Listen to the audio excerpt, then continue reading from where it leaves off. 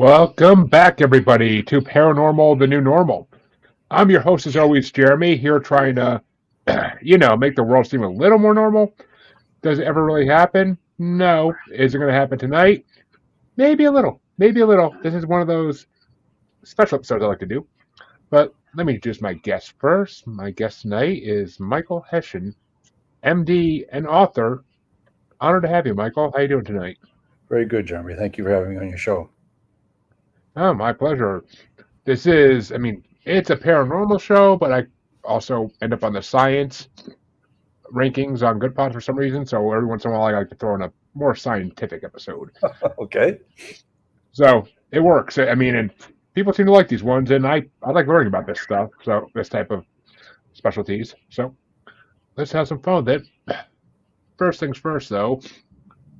Well, normally I ask what got people into the, but yeah, okay. What made you get more into the spiritual side of life than you were earlier in life? I guess that's the best way I can ask you this question. Good. It's a good question. Basically, it was my near-death experience in 2014. I had a cold right before Christmas, and it just kept getting worse.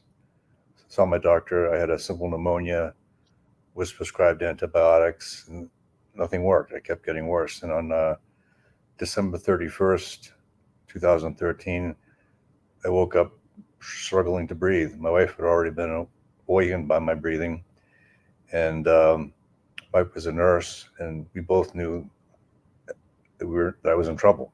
And 911 was called, and I was brought to the emergency room at the hospital that I'd worked at for decades.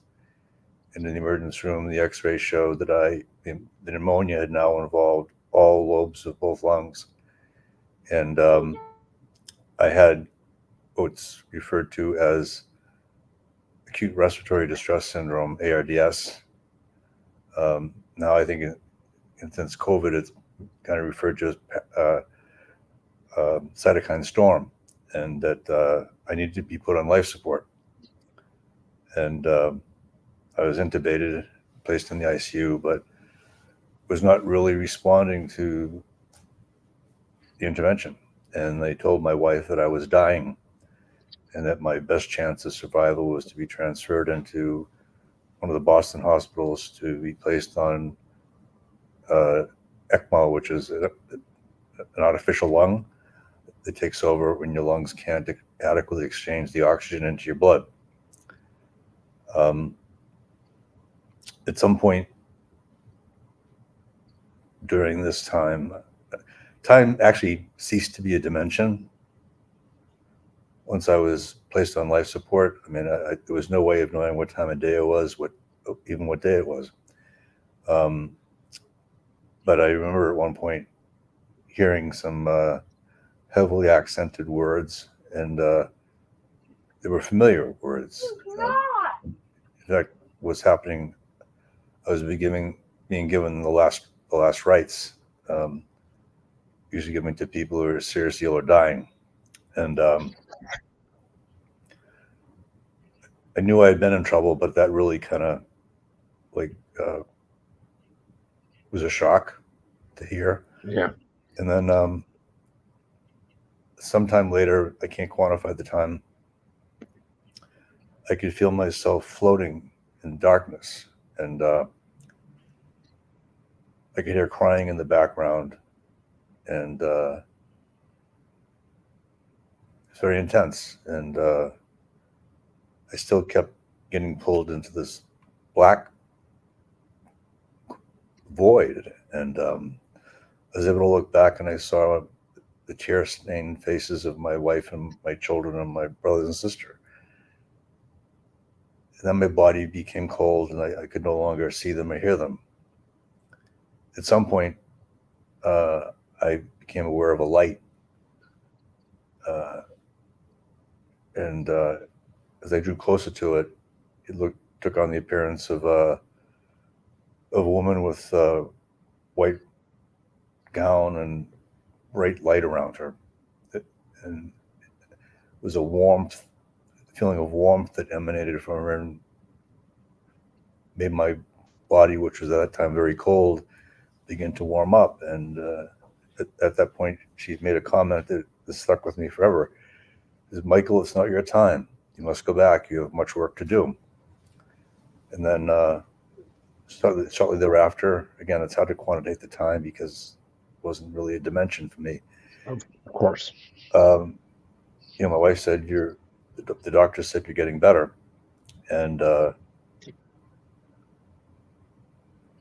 then from then on, I just, it was a long slog on life support, very painful, very stressful. And then when I was finally weaned off the ventilator and life support after about 11 days, they realized I was paralyzed. From the neck down, I developed Guillain-Barré as a complication of the viral pneumonia, and was not able to be sent home. And they sent me to a rehabilitation hospital. And after a couple of weeks there, a friend of mine and his wife visited me, and my wife was there too, and they talked about the prayers that were said for me when I was admitted to the hospital and told that I wasn't going to live. And it was one thing that really kind of struck me. He said at the time I was sent into Boston for the ECMO, they called the University of Notre Dame with this young girl he'd gone to, graduated from, and asked them to have prayers said to me at the grotto of Our Lady of Lourdes. And it struck me at that time that was what the vision that I saw looked like. And that has been a very powerful spiritual feeling that I've been left with, and it stays with me even now. That is a miraculous story and a heartbreaking one all in one, kind of. I couldn't help but even shed some tears over that. That's harrowing. My hat's off to you for being able to go through all that and still be as strong as you are today. That's miraculous.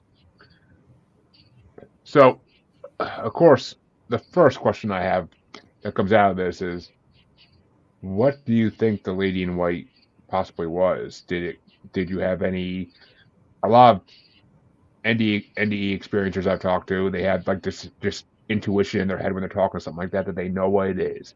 Like did you have that, or is it still kind of mystery who this lady in white was? It was a complete mystery. I really, there was so much happening to me at that time, and I couldn't see, I couldn't speak. All I could do was, the only sense I had was hearing. So I could hear bits and pieces of what was being said, and I knew I was in grave peril, that my chances of surviving were less than 50%. I wasn't really sure what I had seen, and at the time I wasn't even sure whether I had hallucinated it. It wasn't until later, when I was in the rehabilitation hospital and heard these stories of all the prayers that were been said on my behalf, and particularly at the grotto at Notre Dame for Our Lady of Lourdes, that it kind of struck me that I had seen that before. When my son was looking at colleges, I had taken him out to Notre Dame, and we had seen that as part of the campus tour. And there's no real scientific explanation that I can give, other than the only thing I could conclude was that this was a spiritual thing that happened. And I guess if you have faith or you don't have faith. And if you don't have faith, then it was, a random event. But the juxtaposition of the timing and my having turned the corner when the story had been presented as being fairly bleak that I was going to survive, it just seemed to be too much of a coincidence to be a coincidence. Which I get. I mean, there's definitely, in my beliefs at least, fate and destiny in this world, which underlies basically every other belief system in the world, because there has to be some kind of, I mean, it's funny that not funny, but ironic that you mentioned that you were not in the dimension to really understand time when all this is happening, because that's exactly how it would work if destiny and fate are doing their things at the same time. They would be basically taking you out of the equation for a few moments, whatever you want to call them, to do what they have to do to make sure that you go back into it when you're supposed to go back into it. I mean, it's all kind of predetermined in my mind. I don't know if you agree with that or not, but I mean, are you a believer in fate and destiny? I think so. Yes, I think that there are a lot of unexplainable things that happen that I've seen as a physician, um, and they're not easily categorized. And I think it could be simply said it wasn't your time, or it could be that it was fate or destiny had something else in store for you. But there was a definite supernatural, spiritual force at play here. Which there usually is when it comes to NDEs. It's usually every single one I've heard. It's beyond medical comprehension what happened or why this disease didn't take this person like it usually would. There's usually some outside element that no one can quite put their finger on, nor are we supposed to. In some ways, I guess, at least yet. But so after, well, actually, okay. What were your belief systems like before all this happened? Were you a religious man before all this happened, or? Yes, I was. Still am. Even more so now. Huh. Well, I can see why. I find it hard to believe anybody would be a little bit more religious after an experience like that. It kind of makes you see things from a new perspective. But after this experience, you decided to write a book. Did you not? Yes, I did. Not right away. The events like happened to her in 2014 and 2015, but it was in January of 2020 during the pandemic, where everything was shut down. Restaurants were closed, symphony was closed, museum was closed. Basically, had a lot of time on my hands. Patient visits were made virtual, um, unless they needed to be like in the emergency room and they were quite ill. But uh, life rapidly changed into something I had never experienced before. So I had a lot of time on my hands, and I had a habit that I started when I was in high school of journaling. Not really um, a diary, but what I would do is if I had thoughts or um, things that were making me curious, I would write them down. And I found those journals when I was cleaning, and after one night watching the news, and it was a rather compelling story of a young man who had COVID pneumonia, was on life support, for quite a long, close to 2 weeks, and ECMO, and he was eventually discharged, but he was really struggling, and I thought that even though I couldn't directly help any people by sharing my story of how you can overcome what is seemingly an impossible situation to recover from, how you can restore meaning and purpose in your life and find happiness again, would be a story worth telling. I try to normalize it. I speak as both a patient and a physician, and I navigate between both worlds and really try to normalize a lot of what happened to help people, to get them share some of the strategies that I use to help recover from a critical medical illness. I mean, and that's an honorable thing to do, to want to help other people get through the same kind of situations you went in. And I think the pandemic gave a lot of people opportunities to do something that they never really saw themselves doing before. I mean, it was truly a different time that no one, at least older than a child, like ever experienced in their lives. It really did change the world. It was interesting times, that's for sure. I don't think I ever went that long without leaving the house in my life. But So, how did all these experiences change your perspective on life and your approach to medicine being a doctor? Well, there were a lot of strategies that I um, I learned when I was in rehabilitation. In addition to learning the basic things like how to swallow again, how to use my hands, how to walk. Every day was a tedious, multiple hours of physical therapy. It was a long ordeal. Um, but one of the things they recommended that I do is dealing with the stress was to try to meditate. And I tried some meditation apps and did some reading on books by John Kabat-Zinn, and and started a practice of mindfulness meditation. And what that did is it taught me to be a better listener. I think it's no secret that patients frequently complain that they get interrupted by their doctors when they're telling their story, and I think there's quite a difference, between sympathy and empathy. I think when you've been Mhm. through something like what I went through, you can listen in a very different manner to what a patient is telling you about their problems. And you also learn the practice of noting. So if a random thought comes into your mind, rather than sort of blurting it out, you just put it back to be discussed at a later time. So I think it made me definitely a better listener, more empathetic listener, and in a very weird way, made me help become a better physician. There's nothing you could study to prepare you for this, but I think the whole experience of what I went through made me a better person and a better physician. I mean, I could see, I could see why though, because I have to agree. I mean, physicians nowadays are so overbooked. So many of them are full, and you can't even get in to see them on a regular basis.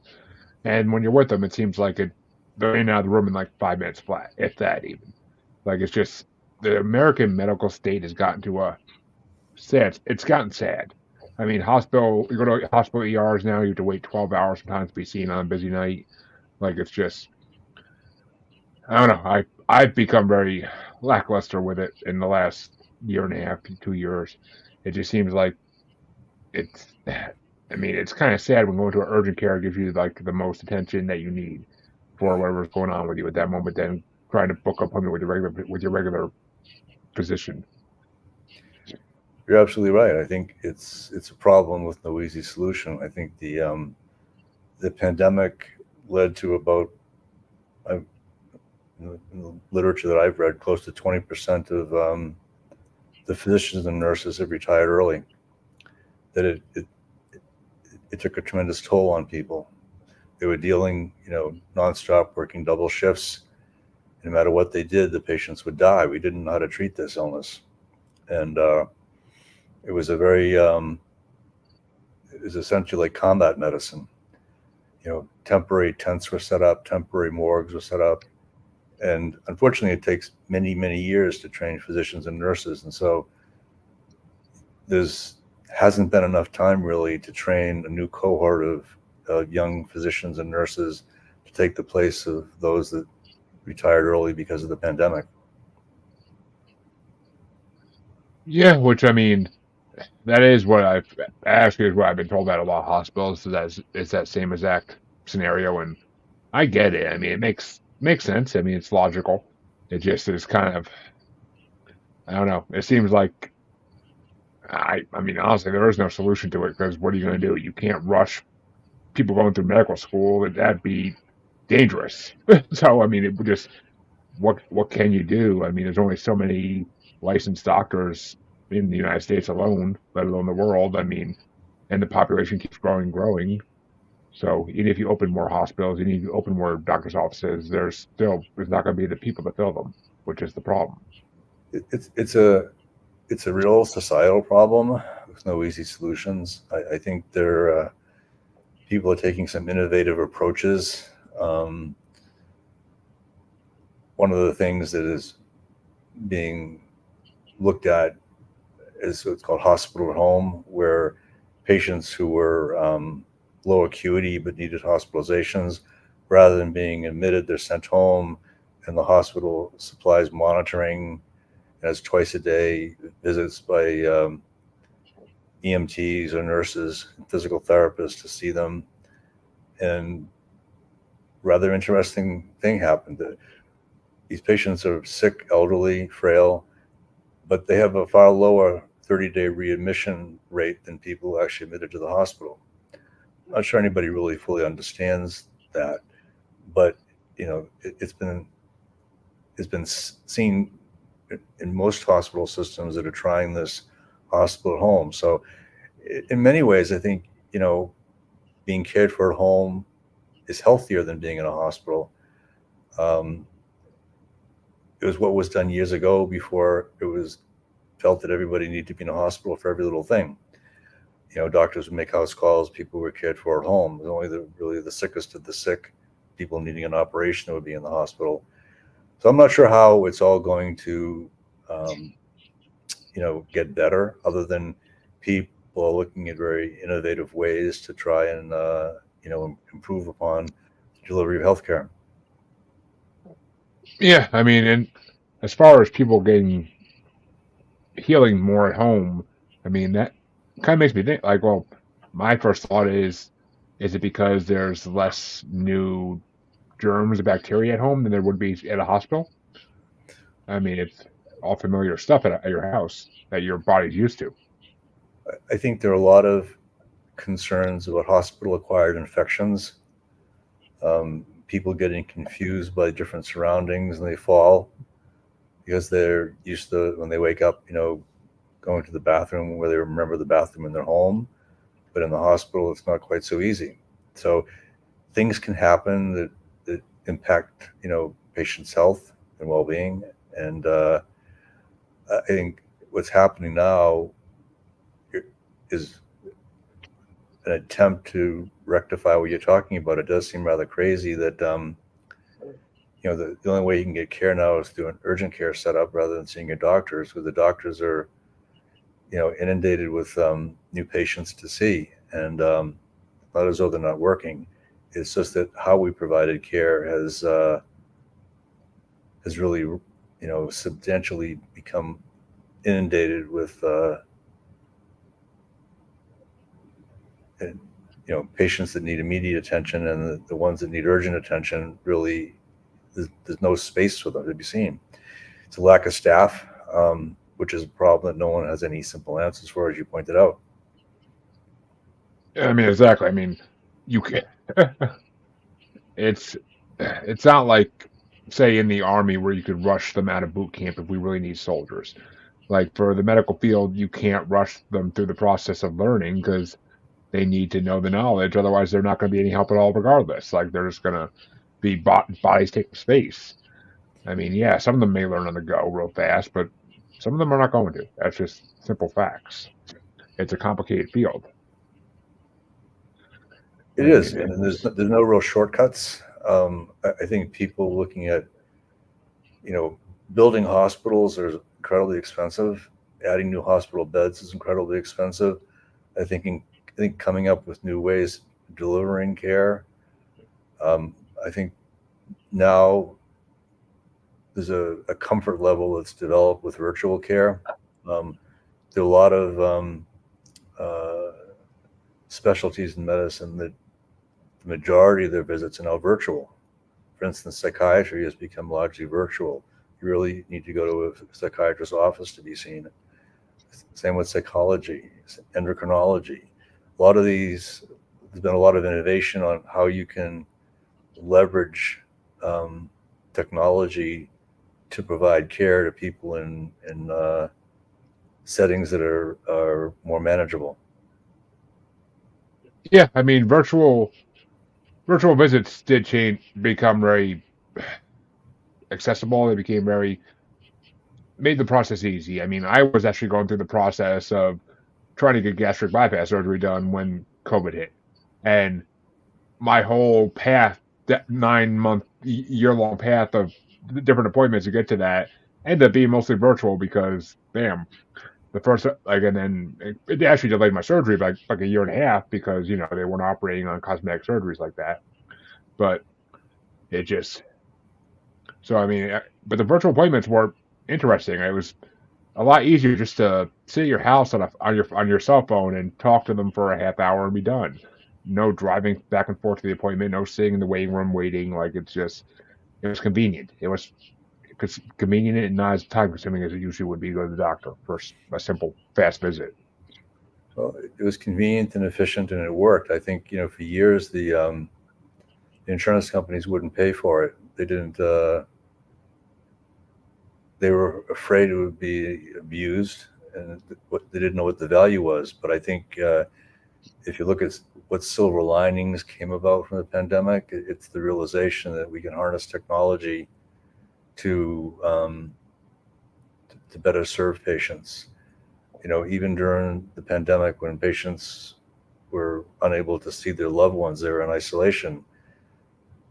They started using iPads to allow patients to see and talk with their family members, which I can tell you from my own experience was very, very important in surviving what I went through. It's terrifying when you're on life support. You can hear what's going on around you. You know you're in trouble, but nobody's really talking to you. No familiar voices, explaining what's going on. So I think, for me, my hospitalization was, before the pandemic. So my family was able to visit me, and my wife was able to stay in the unit with me most of the time. So there's a huge benefit to having family and loved ones involved in your care. And the workaround during the pandemic was using iPads to facilitate the communication. So I think the needs that exist will have to be solved by using technology differently and coming up with better ways to care for patients until the workforce can be replenished.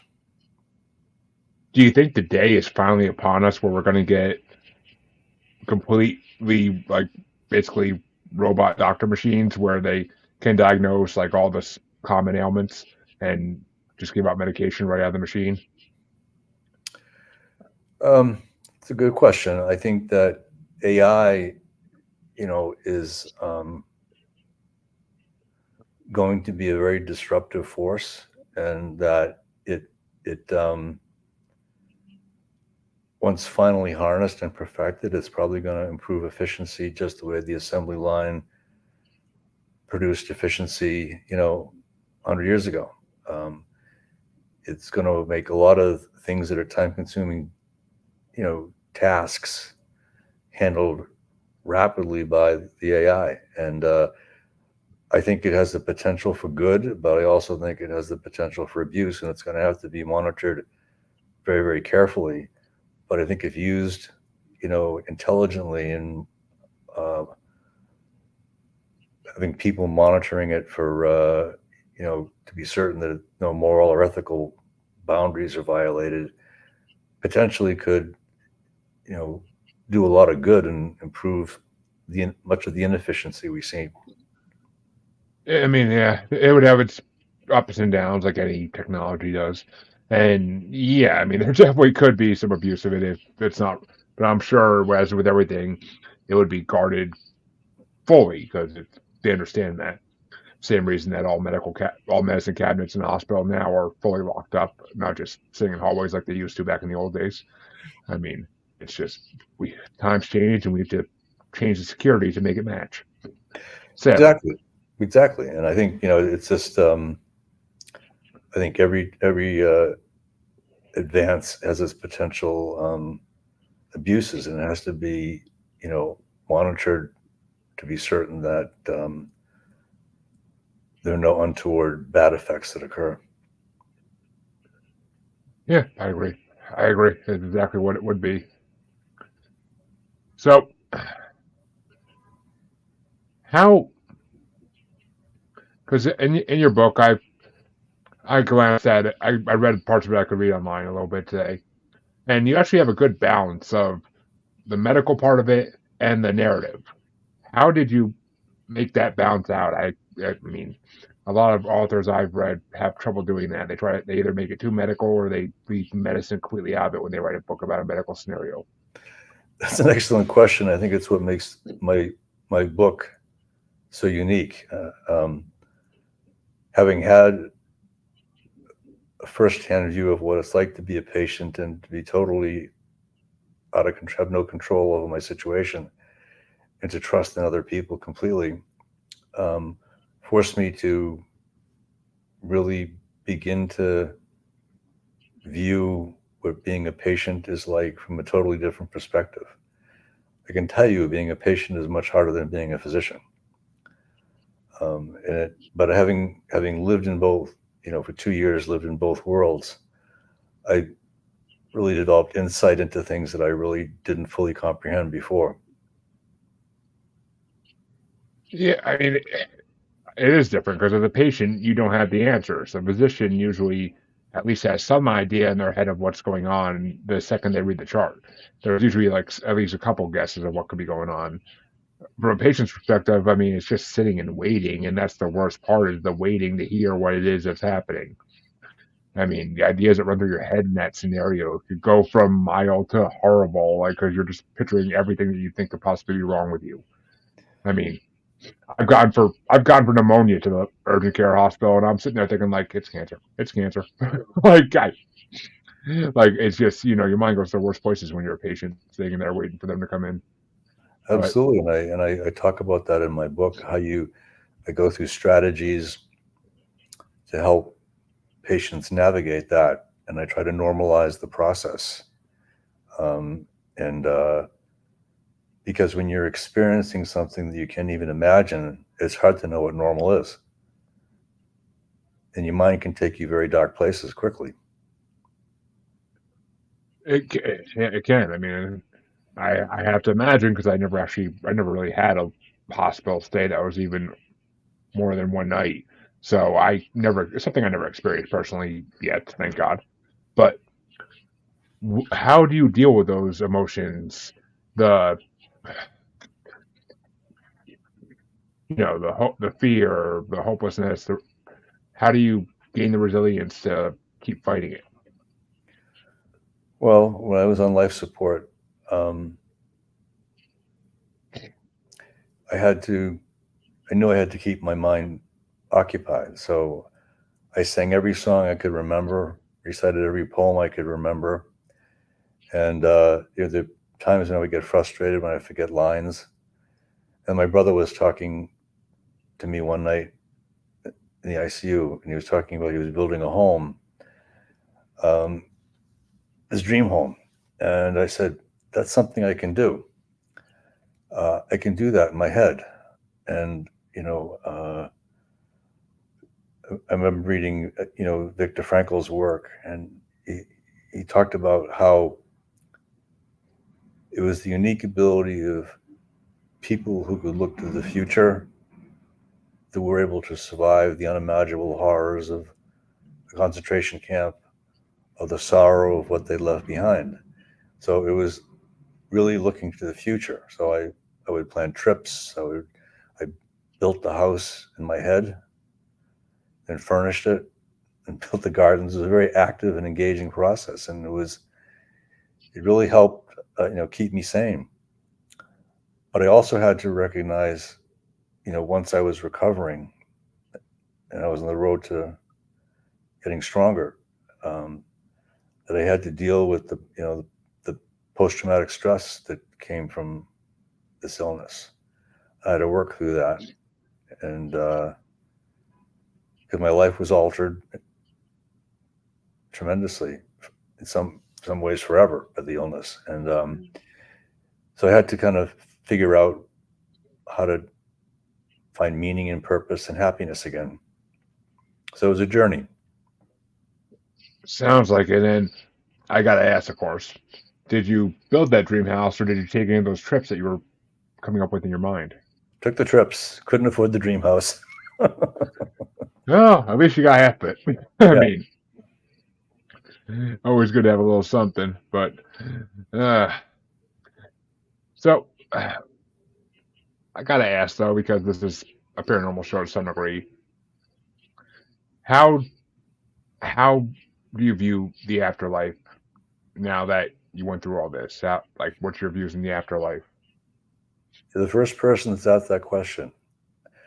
Really? I don't fear death. I mean, I experienced a lot of death. My parents died when I was young. I experienced patients dying, but I was afraid of dying. Now, it really is not something I fear.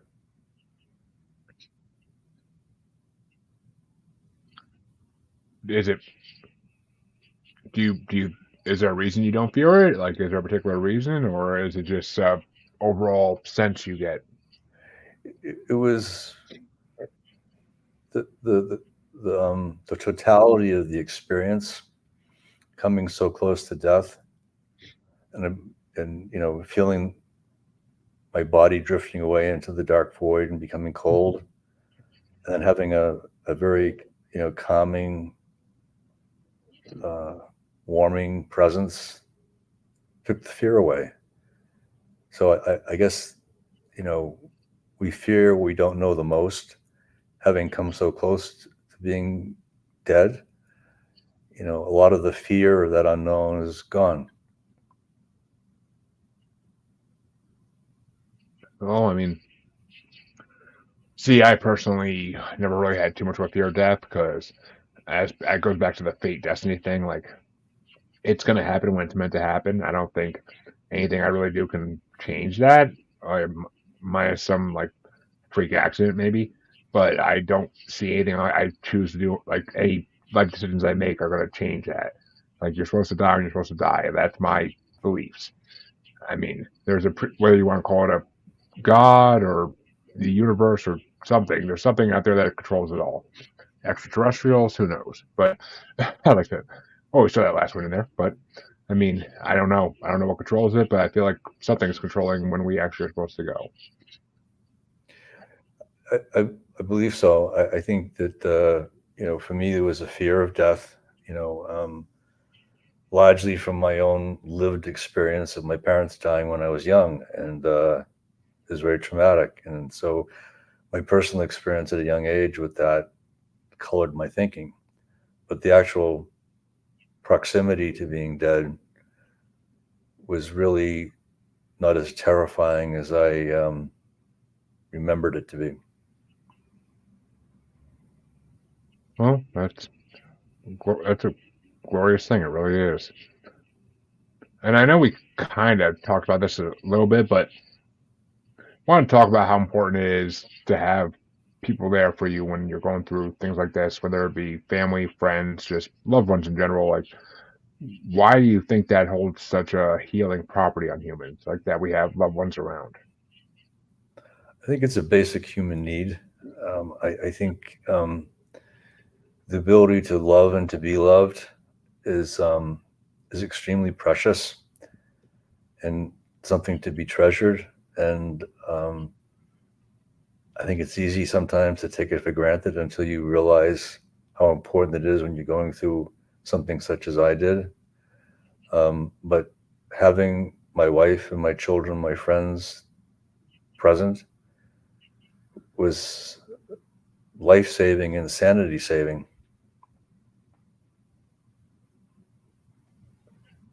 I mean, it's got. I feel like it has to be some kind of mental thing, like along the same lines as like serotonin or something, some kind of chemical in our brain that reacts to it. I mean, it's.